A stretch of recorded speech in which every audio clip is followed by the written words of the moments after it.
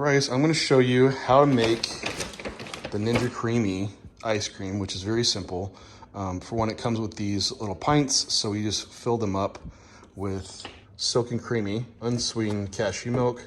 So 240 mils, it's only 25 calories, so I'll count those in to the macros. And what we'll do is take this, and it's measured out, so we just go a little bit below the max line, and pour this in a shaker bottle. We're gonna add 2 packs of stevia. Pick your protein flavors, so I'll do a whey cookies and cream.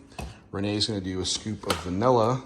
Then in my cookies and cream, I will add about 2 tablespoons of decaf coffee. So this is gonna be a cookies and cream coffee mocha mix. Renee is just gonna have plain vanilla. Shake that up and we'll pour it back in and then freeze it for 12 hours. And then later tonight, we can just mix it up and I'll show you how that works.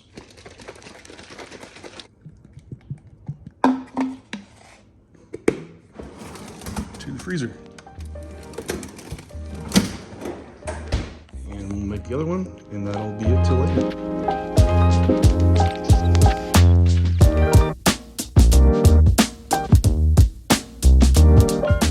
9 weeks out from the Tampa Pro. Welcome back everybody to the prep series. Today is Friday and it is a leg day, and also it's a somewhat of a off-plan sushi meal as well. So you get to see that and also show you my Ninja Creamy ice cream recipe. So a few fun things in place. Past week has gone really well. You know, looking at pics this morning, a lot of condition change around in my quarter turns. So you see like in my side, like quad, hamstring area, glute, that's all come and changed a lot.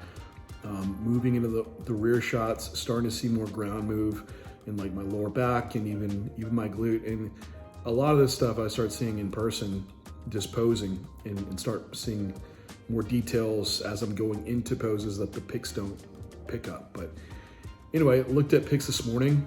End up coming down from 227 last week to 223.4 today. So a pretty big drop, definitely feel it, but overall fatigue has been managed really well. Like moving from the spin bike to steps has been a vast improvement, especially for how my legs feel. And now I'm seeing like strength and training performance increase this week, which has been great. So holding on to tissue and relatively staying pretty round and full. So with that rate of progress and that big of a drop, I'm gonna go ahead and do a little bit extra food today. Diet-wise, still been on the same plan that I implemented last week. So right at 2,650 calories, 300 grams of protein, 260 grams of carbs, and 40 grams of fat. On off days, it's 2,150 calories. Protein comes down to like 280 just because there's like less carbs present, 175 grams of carbs, and then 40 grams of fat.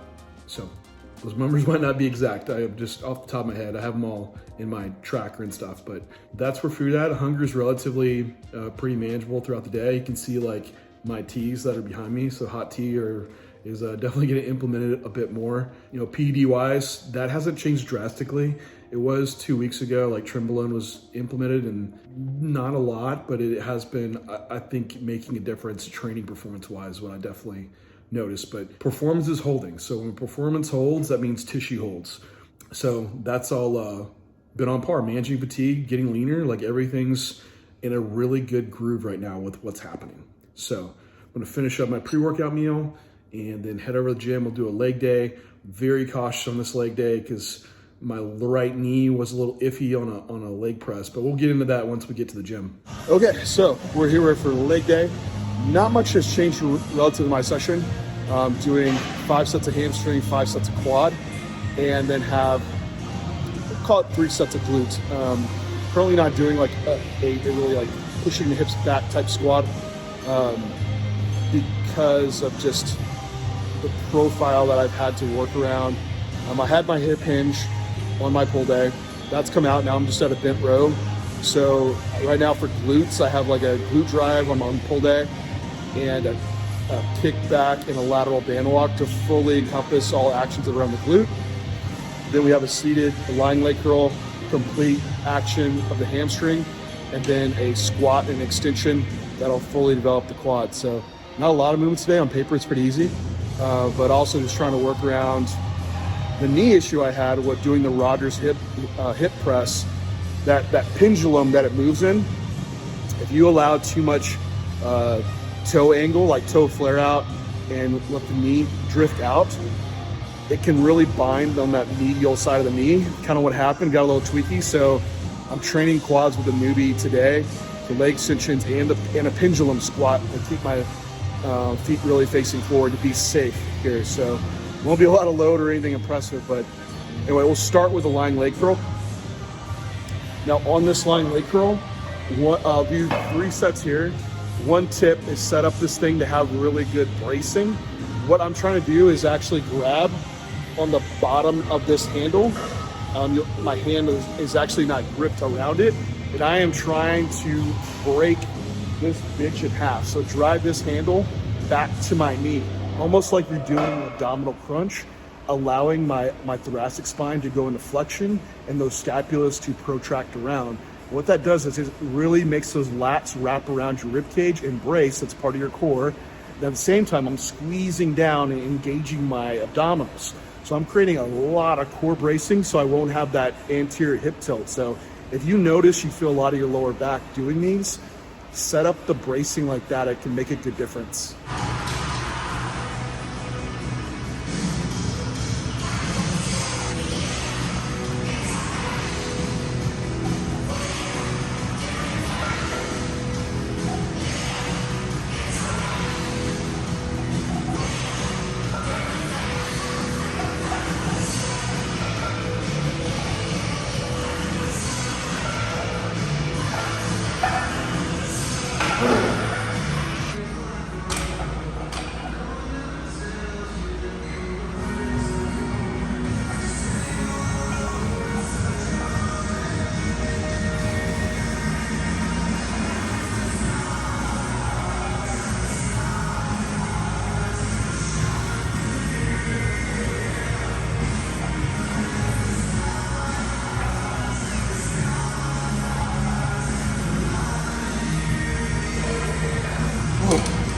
So moving on to leg extension next, 3 sets here. So I do have to pre-fatigue a bit before I do my squat pattern. It's not how I normally would set up a session, but for me, it's what I need to stay safe and prep.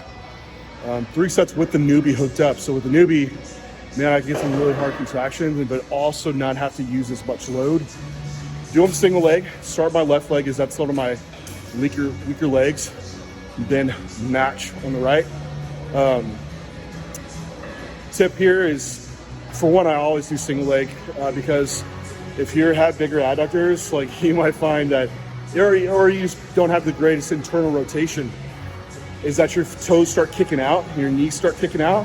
You end up having the line of force not line up with the joint action of the knee. So you start pinging the inside of your knee. So what you want when you set up a leg extension is that the front of the shin is directly into that pad and the knees pointing directly towards the sky. Single leg might cater well to that. So we'll do 3 sets here, then move on to the pendulum squat.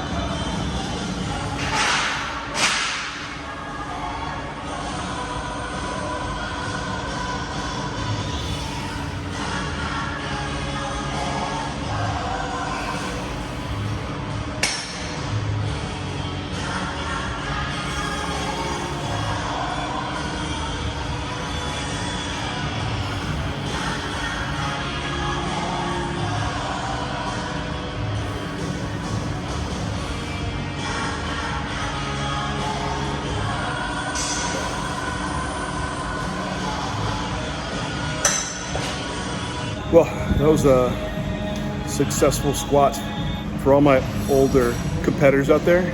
Like, a good session is like you didn't break anything or tear anything off. You're like, hell yeah, great workout. So that's basically it. But man, quads are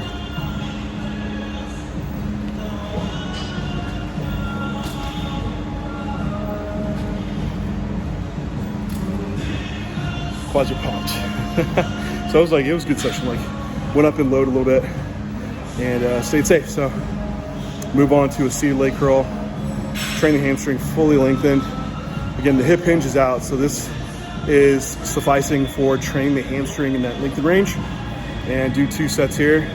Same pattern goes as like for the leg extension. Kind of keep the knee pointing up. By this point in the session, I can get pretty good leg internal rotation, so I do bilateral. And also, like, to set this up single leg, it's not going to happen. So bilateral is the only option here.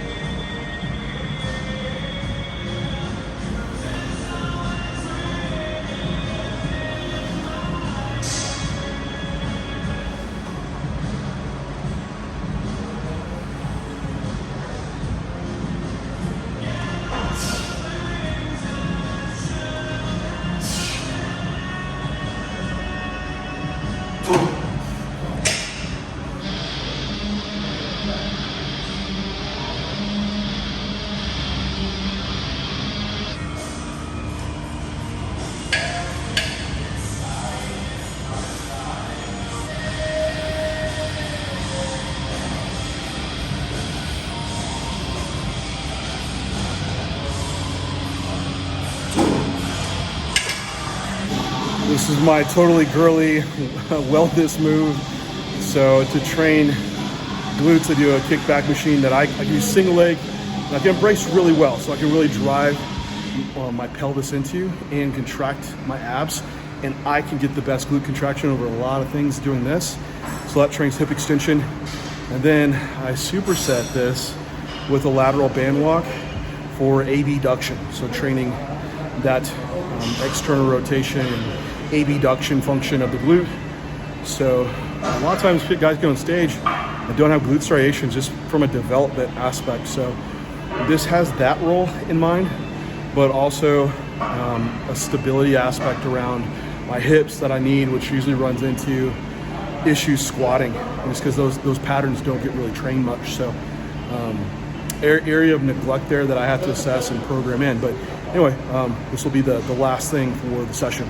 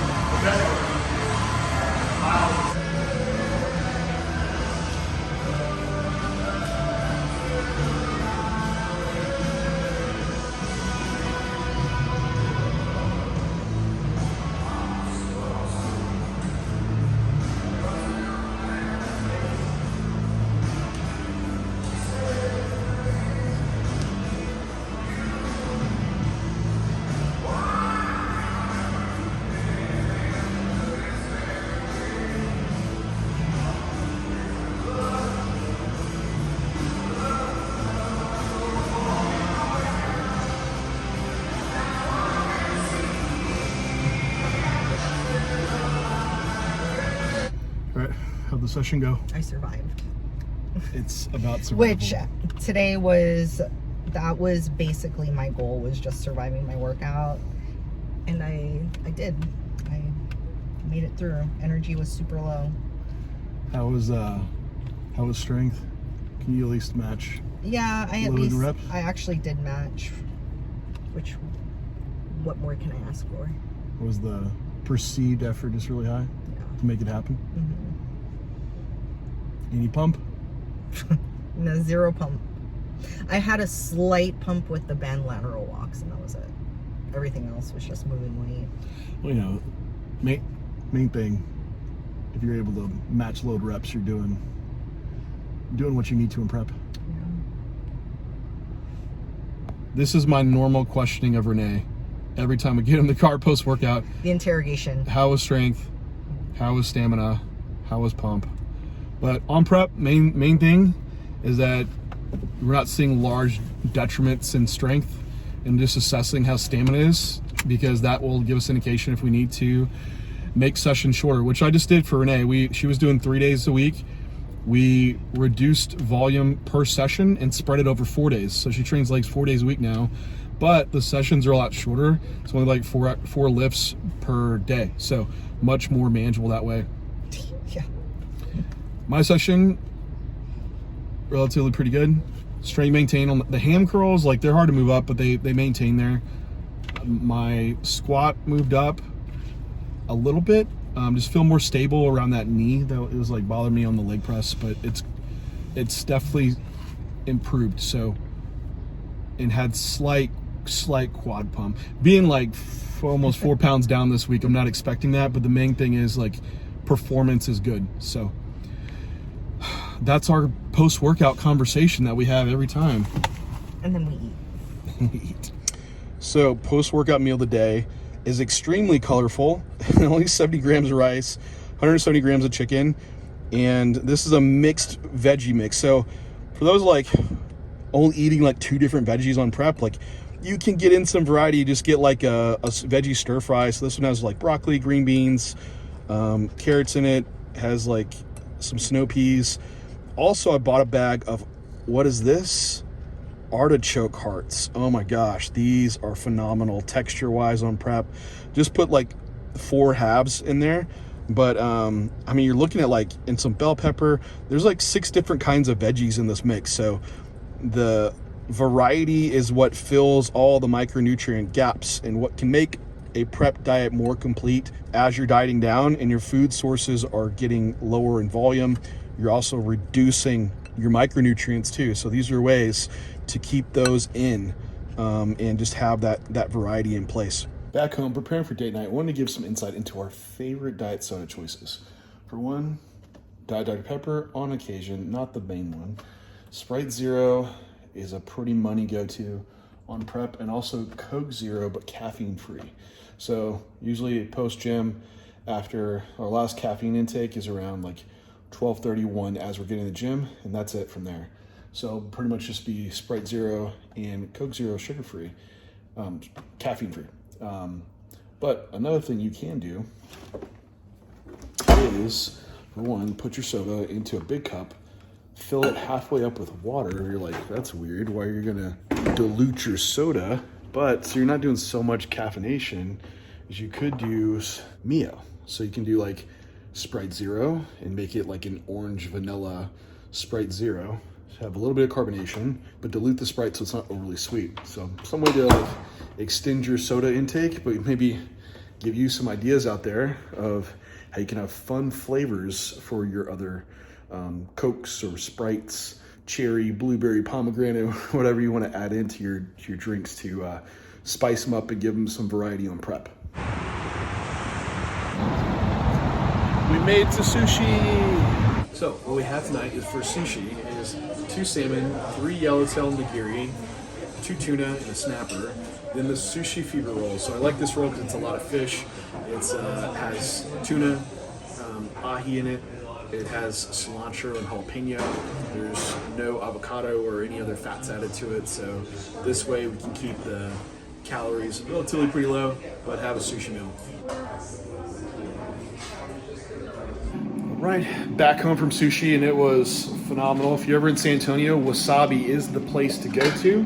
So now we're gonna finish the night with our Ninja Creamy protein ice cream. So this has been in the freezer for just, actually they say 24 hours, but this has been 12 hours, and man, look at my diet face. Renee just looked at me like, it's hardcore now. See, sushi, Renee, I am made to diet on sushi. It just makes me peeled, you know, I don't know what to say. Coach, I just need more sushi. So, sorry, had to take the lid off here. Frozen. We're gonna stick it in the container, and